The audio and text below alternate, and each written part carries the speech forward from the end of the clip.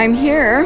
Welcome to Joyce's Treks. We're going to film a museum in the little town of Midwest, Wyoming, which is about 44 miles from Casper, Wyoming. It's a beautiful day. It's a little warm, quite cozy and warm actually, but we're going to enjoy this filming and see something different. We are at the Salt Creek Museum, and I have with me my grandson Seth. Hi, Seth with me, and we're here. They have a nice little park and little dog Sam. It says no pets allowed in the park. Anyway, it's a nice day. Over here we have a sheep wagon out at the lot where we are in front of the museum. The museum is in the back of the town hall here in Midwest, Wyoming. I want to show you the sign that's back here. It says Salt Creek Museum, donated by John Vandervoot, 1998. Yeah. Founder Pauline Schultz, 1980. Co-founder Ed Bille probably, 1980. Okay. I'm just going to walk around a little bit here. It says the ramp is slippery when wet.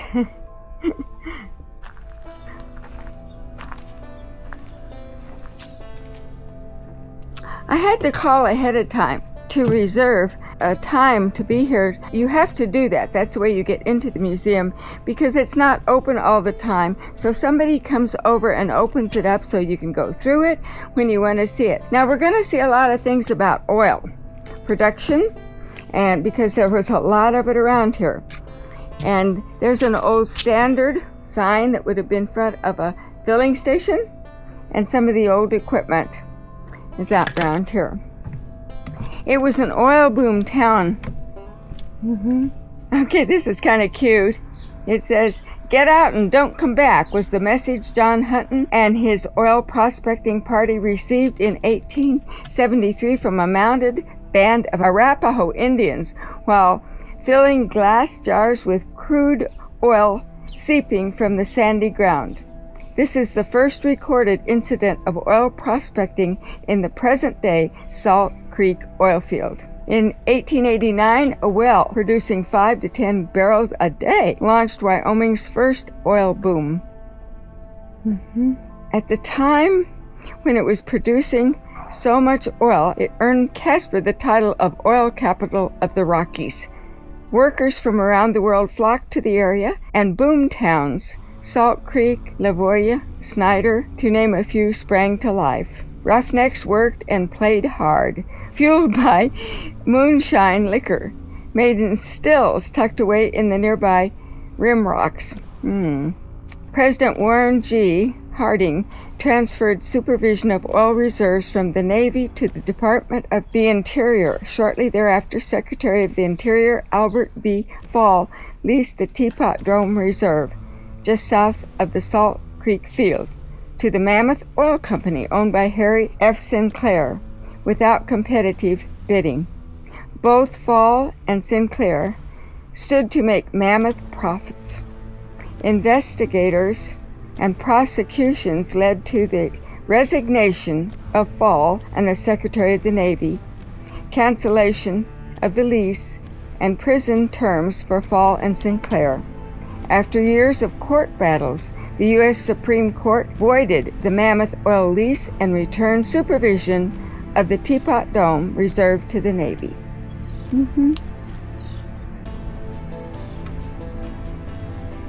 Okay.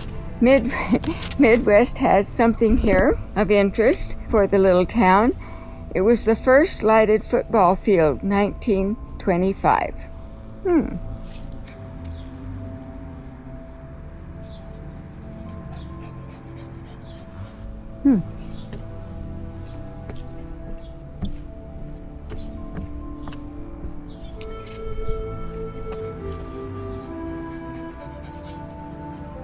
This museum is right behind the town hall. And over here we have a nice little park. It is a cute park with a shelter here, picnic tables, places where the kids can play, slides and things. It's a very, very quiet day today, and rather warm too.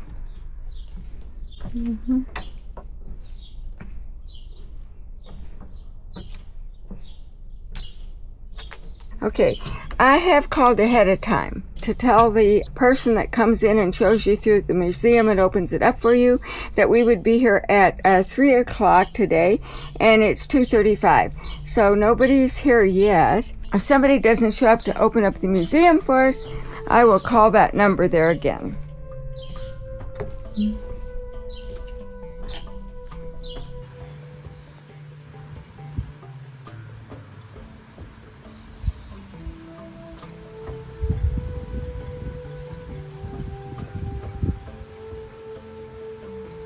Okay, I just wanted to tell you we have just called the caretaker of the museum, and he's coming right over to open up for us. So he'll be here shortly. We'll have to put the dog somewhere, probably. It's cool and nice out here. I wonder if it would be okay if we shut the gates, if he could stay.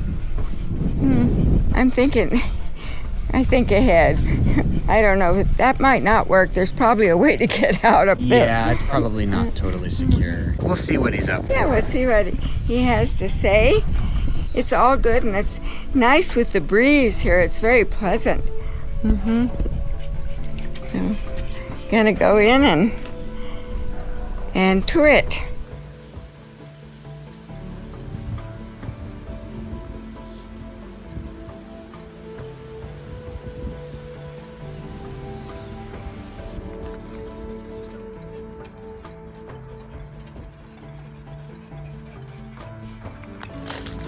I know they're not supposed to go in. Yeah. Is it oh, it's absolutely. okay? Yeah, I bring my dog in here. Oh, all right, Yeah. because he's well trained. Thank you. I really appreciate that. We're inside the museum now, and this is really cool. And we're going to start filming all the different parts of it. There's, I think, a whole lot to see about the development of oil, the oil boom that was in Wyoming. Lots of different things to see here. For example, here's an old cash register. I gotta take a picture of your dog. Such a cutie, right? Hey, Sam. Tell him to sit. Sit, Sam. Can you sit? My name is Everett DeWitt. They first started making claims out here in the 1890s.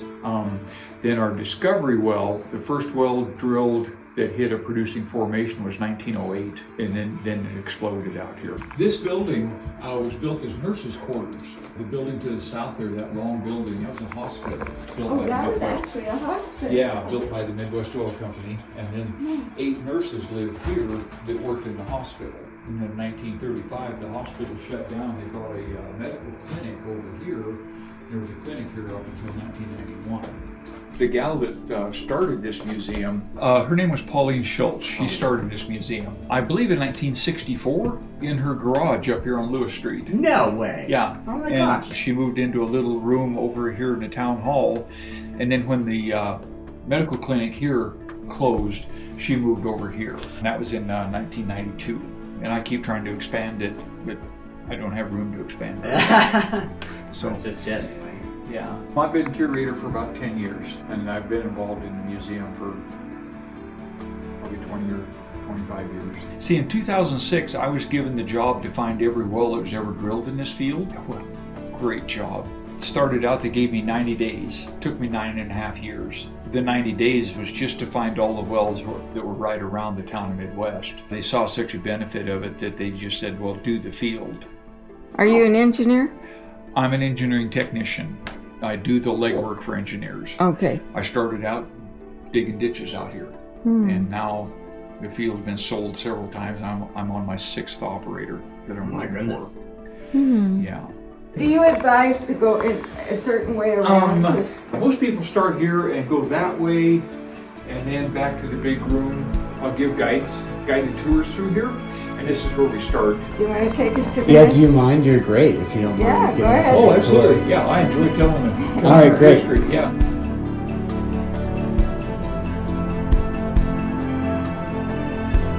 The stocks were the first ones to drill wells out here. H.E., our daddy stock, and then Jim stock. was his son. There was another son that worked out here for a while, but Daddy and Jim were the primary drillers, and they did a claim here. In fact, where the town of Midwest and south, about a half a mile, was the stock lease. The old gentleman in that picture up there is the reason we're here. His name was Cy Iba. He first started laying claims out here in the 1890s. He eventually laid claim to most of the field. Back then, they did a mineral claim, by digging a 6-foot square hole in the ground, 10 foot deep. And if you found a mineral or something in there, then you had a claim. He was pretty smart about where he was digging these holes because there was oil seeps all through the field. And so he would dig a hole right next to one of the seeps and have oil come into it. And he'd, oh look, I got a mineral claim. So you get a 60 or 80 acre claim. Wow. He first claimed up here just northwest of town a little bit what was called Jackass Springs. And Jackass Springs was a spring of oil. He patented or got deed to that 80 acres. And it's called the Iva 80 still today. And it's said to be the richest 80 acres in the United States. More money's been made off of that 80 acres than any other. When he passed away, in the will, it said that 80 acres would never be sold. It always had to be kept in the family. All his offspring would get a portion of the royalties off of it. And I've talked to 4 of his offspring. 3 of them are getting royalties and 1 isn't. One of them said that one of the boys is missing out of that picture. And he was just the black sheep of the family. He wasn't in the will or anything. Whoa. And the one fellow that isn't getting royalties is from that guy. Is that guy's? Yeah, Wow. so his line doesn't give any royalties. That is crazy. Yeah. Interesting, though. Uh-huh. Interesting. Very much so. The field is 5 miles wide and 9 miles long. Has about 5,000 oil wells in it. Are they operating today?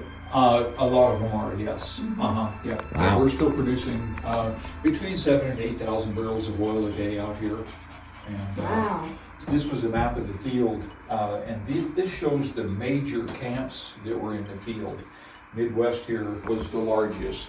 Lewis Camp, Canadian Camp, and down here was Columbine. Those were the next largest ones. In 1924, there were 17,000 people lived in Midwest alone.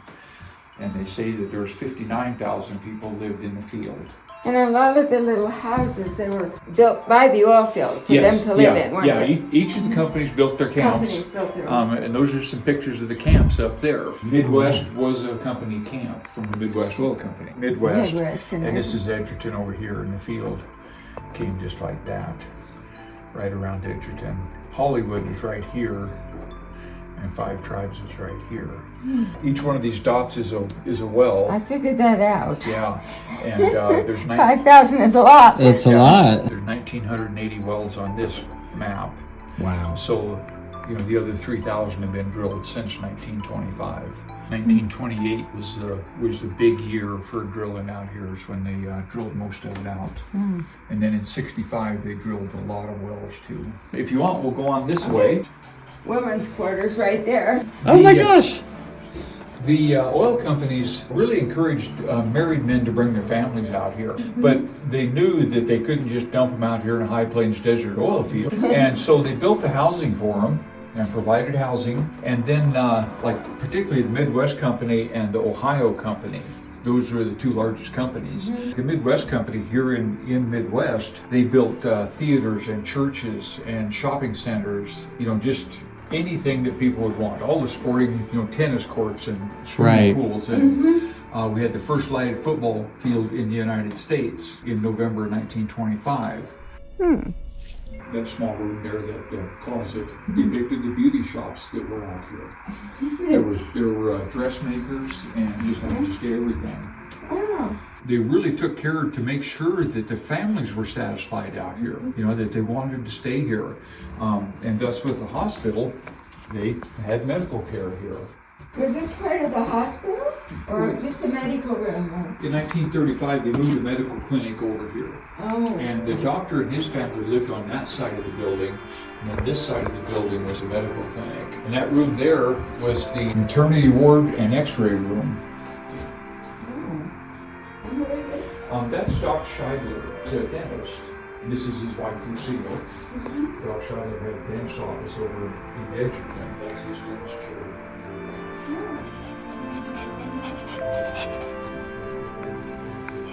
One old man to another.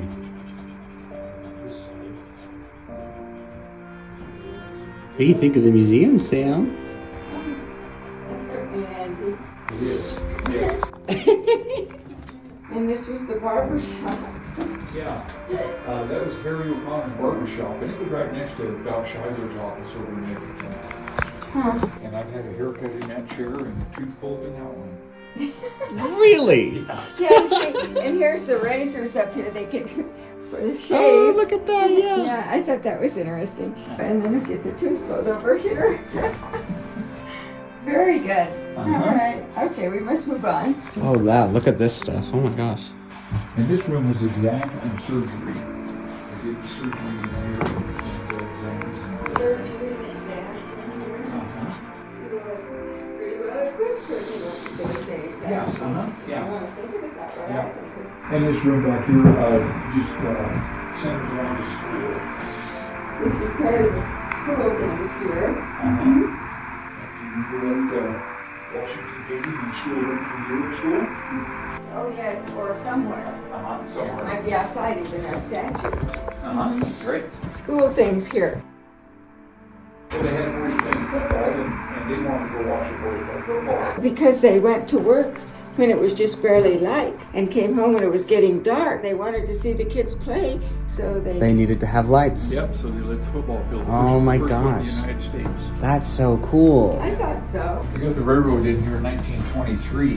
When the railroad got here, anything you could get in New York or San Francisco or Paris, France, could get here on the railroad. I mean, including fresh seafood. Wow. They would bring it here on the railroad. Wow. To take care of the people.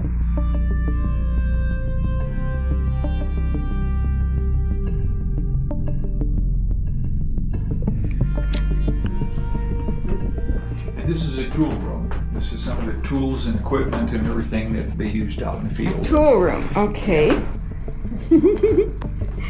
Okay. He just says, what is this?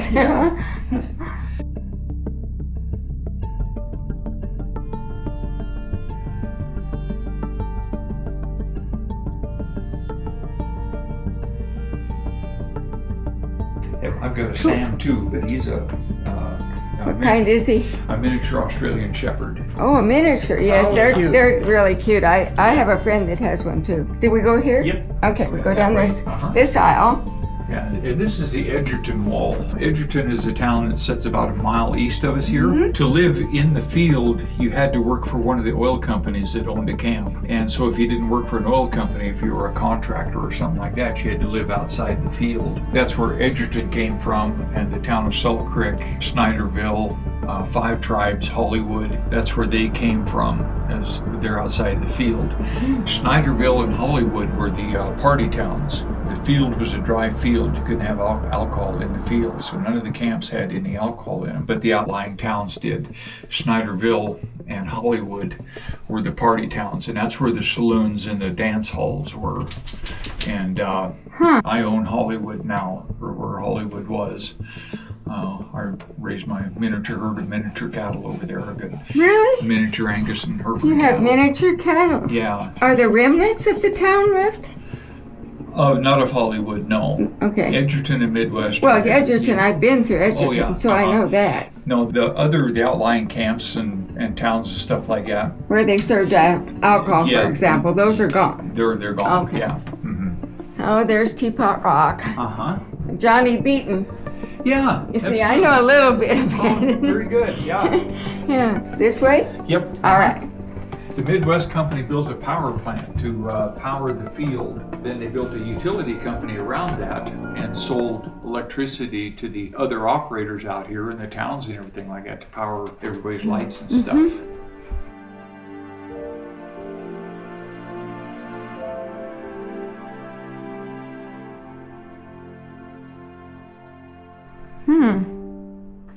And this room here pretty much depicts camp life, what it was like living in the camps. Camp life, uh-huh. Uh-huh. Okay.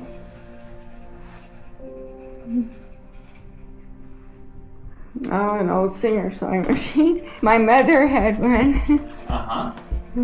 Yep. I remember my grandma sewing on one of those. Boy, she'd just get them treadles going and really making it sing. And she had one of these pressers too for pressing clothes. Oh, really? Yeah. I don't think I've ever seen one like that. This plate here got extremely hot. This one was big enough that they would do sheets and stuff from the hotels and the boarding houses and everything. And this was a tabletop model for doing shirts and Things like that. And things like that, yeah. Yeah, my grandma over in Tent Sleep had one of these in her living room. She took in cleaning from the hotel over there. I collect old irons, but I don't have but about 6 of them. I've had sort of fun when I go sometimes in an antique store or something. I'll find one I like and collect it in there. Yeah. So I have it where I have my ironing board set up, and then there's a shelf, and I have some. Oh, right, nice. Well, they're kind of fun, you know, but.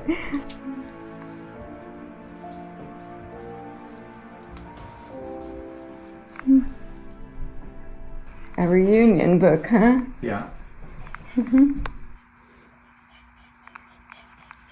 These lights fascinate me up here. Oh yeah, look I at know those. they're advertising the Yep, beer, but they're so decorative, for heaven's sakes. Yeah, they hung over the pool table over at the Prairie Schooner Bar in Edgerton. Oh, And over here we have a lot of cameras, Oh, nice. It's our section, right? clocks. Okay. All right, now come explain this to me. Okay, do you remember mimeograph machines? Mimeograph, yes. Like this one here. This is a 1972 model of an AB Dick, and that's a 1921 model of the same machine. Oh my goodness. Yeah, it's a mimeograph machine. Yeah, make copies? Make copies. Yes. Yes. But it's so elaborate, and you think about what we have today. Yeah. Yeah. That's amazing. Yeah. Yes, it is.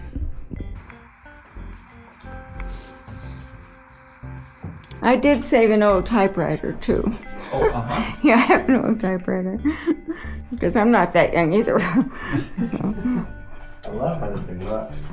Yeah. It's so Yeah, intricate. these old machines, they fascinate me. Okay. And we have, of course, Job's Daughters, the Lions Club. The company built a building down here on the southeast edge of town that's called the Lodge Hall. It's a 2-story, and all these different lodges they each had a room in the upstairs part, and the bottom of it was pretty much open, and that's where they would have like receptions and dances and meals and stuff like that was in that, but the upstairs was for all the different organizations. An adding machine. I've never seen anything like that. Isn't that neat? That is amazing. It is. That adding machine.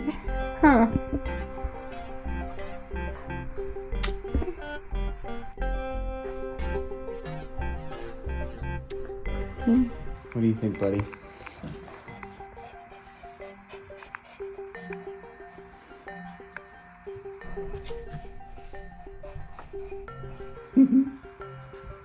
Explain to me. Yes, ma'am. Why is this? It's a shovel or something, but why is it so long? That and then the shovel part there, those went together, and that was called a banjo and a spoon. That was for digging power pole holes By hand? by hand.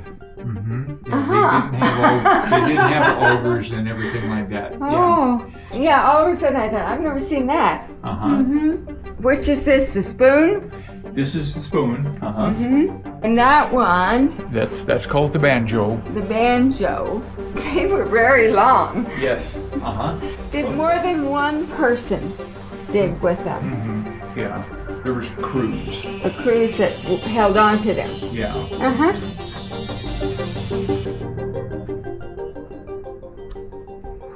And this room here's just kind of the research and pictures and extra stuff. Extra stuff. Yeah. Okay.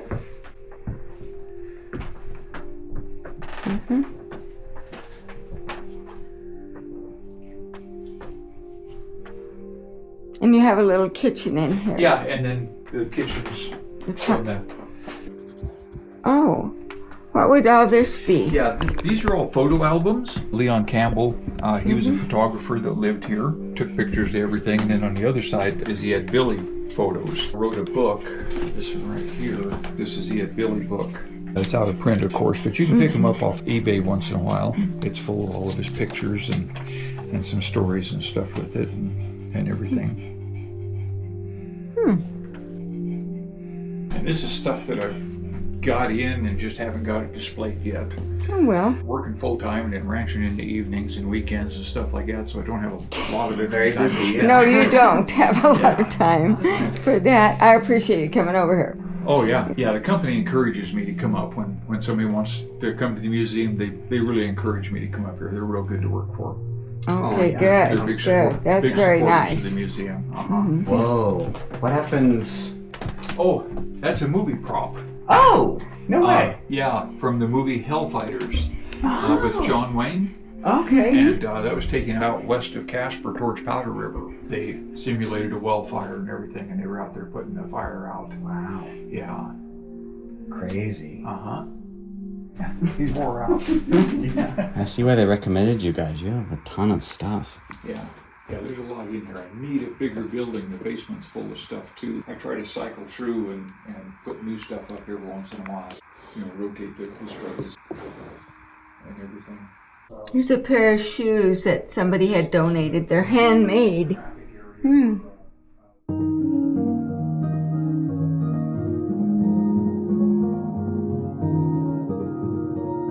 Stone circles. Yeah, stone circles. This was a major traffic area for the Native Americans. They would winter over in the Black Hills, South Dakota, and then spend their summers up on the Bighorns. They would follow a stream up to the top of Pine Ridge and follow Salt Creek down to the Powder River and then follow the Powder River up into the Bighorns. And so there was a lot of Native American traffic through here. Okay. You know, the stone circles are their teepee rings. Right. Okay. Like the medicine ring up on. Up on top of the Bighorns. Yeah. The Kind of the medicine same. wheel, yeah. Cool. Yeah. And Campbell took a lot of photos of them. He's dating something at 225 to 350 AD here. That's crazy. You know of the Bozeman Trail? You're standing directly on top of the original Bozeman Trail. It came right through here. Oh. And they only came through here for a short time because there was no fresh water for the livestock and no feed for the livestock. So they come through here for a short while and then they moved the trail onto the east, came up the Ross Road from Douglas and up through Sussex and into the Powder River and then on north from there. That's what I'm talking about.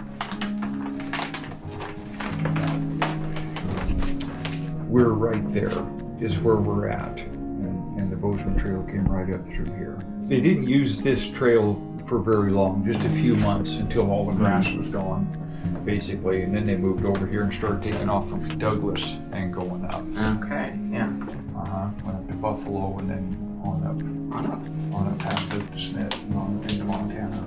And the Bozeman Trail was for gold prospectors going into Montana. Why is it named Salt Creek? Is it just salty or? It's just terribly salty. Yeah. It's terribly salty. It's named Salt Creek for a reason. All right. We were talking about it. Yeah, we were talking about that. I said, wonder if it tastes salty. Yeah, it was just alkali water basically. Wow. Until the oil fields got here and started discharging water into it, and there's little bullhead minnows and stuff like that live in it now. Okay. Yeah, he's lounging. Yeah, he said, okay. They're gonna be here a while.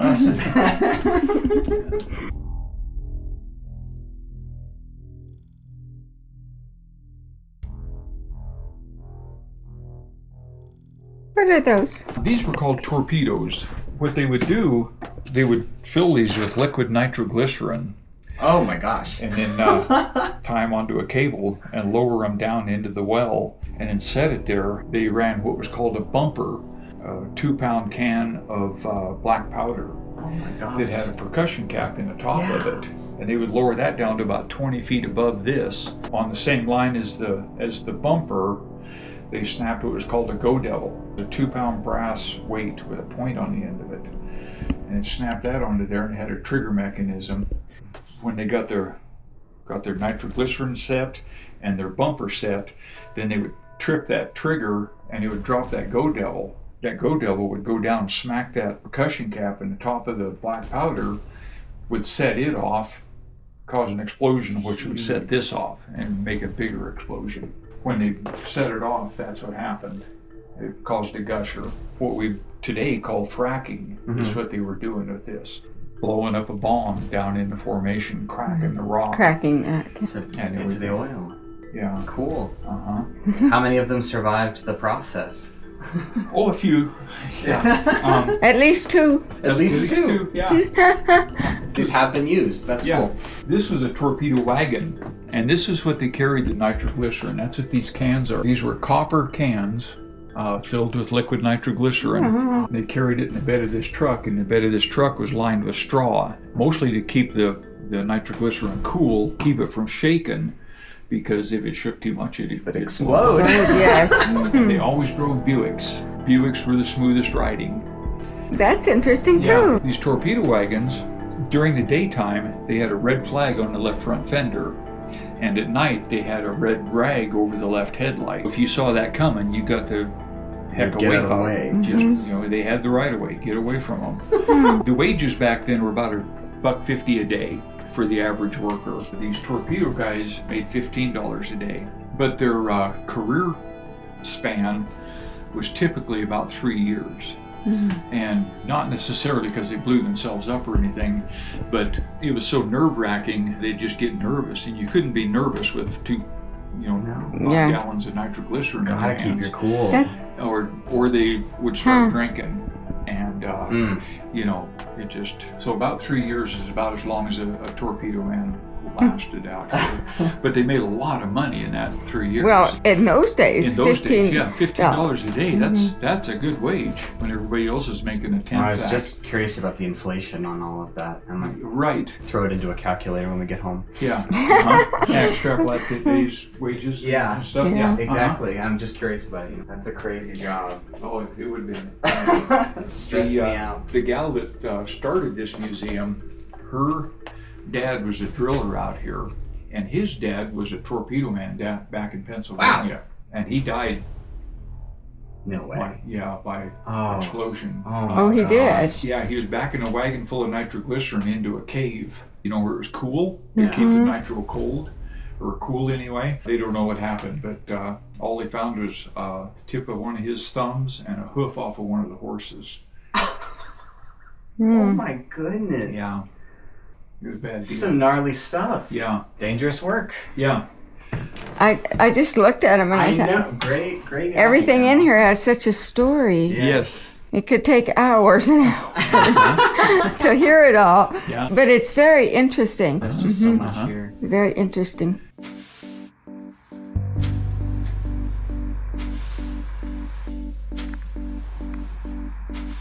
I keep seeing things that I don't know what they are, see? Yes. And every time I ask that, it's such an interesting story. That's why I wanted to record, because you see, when you get out of here, you can't remember all those things. Sure, that's right. But now, when I go back over it, also I would make a donation to the museum. You take donations, do you not? Yes. And these are very cute. I might get, you want a cup? Oh, Anthony would love one. That's what I was saying. He collects cups, doesn't he? he does. Yeah. These are a little spendy. Ooh. Those are nice. Yeah. How much are they? $22. I made sure super that they were snazzy. stainless steel and They're nice. They're very nice. These Sam Pfeister novels, he's a guy I've worked with some. He's a geologist, lives down in Texas. Oh, cool. These are historical fiction. Solomon's Temple, he wrote about the oil discovery in the Middle East. And in these 2 books, he took on the persona of somebody that was working at that time. In Solomon's Temple, he was a doctor that the oil company had sent with the people to take care of his workers. The Golden Lane was oil discoveries in Mexico. In this one, he was a geologist and out there working. And then he wrote one about Salt Creek, and I worked with him for a couple of years on that book. There's so many different facets to Salt Creek and so many different major players out here that he couldn't just pick a persona and go through it like he did with these. And finally decided that what he was going to do was each chapter in the book was going to be a different person. Starting out with Captain Bonneville. Captain Bonneville was a cartographer with the Army. And he was out here mapping everything and stuff. And then went through the major players here in the field, the major people that had a big role out here. Right. Captain Bonneville is the first chapter, and I'm the last chapter. Oh, Yeah. You got a chapter. Yeah, That's pretty cool. Got a chapter in his book. Oh my god. What's the name of the book again? It's called Salt Creek Saga of a Rocky Mountain Oil Field. Got that. And when I get those books in, I get in cases of them and they're gone in a couple of days. And I can't keep them here. I believe that. Yeah. I bet people are really interested in that. Yeah. I've gone to several book signings and signed books with Sam, and I'm the only living person in the book. Right, so you can kind of be... Okay. Well, glad you're still here. Yeah.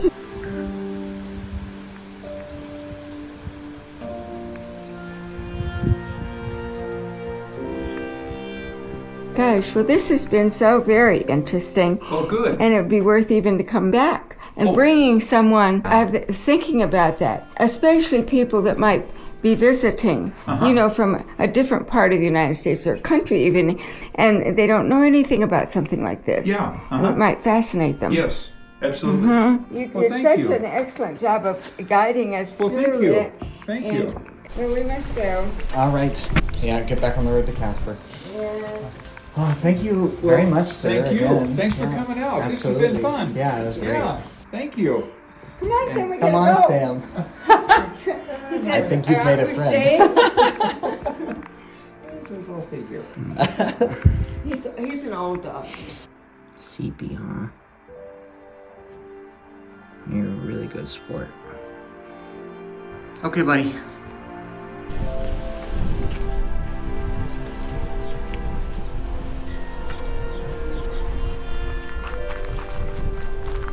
Come on, dude.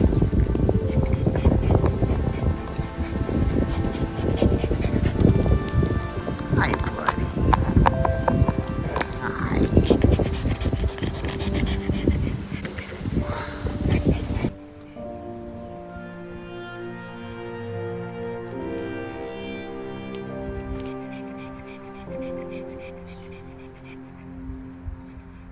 You're so handsome. What do you think, Sam?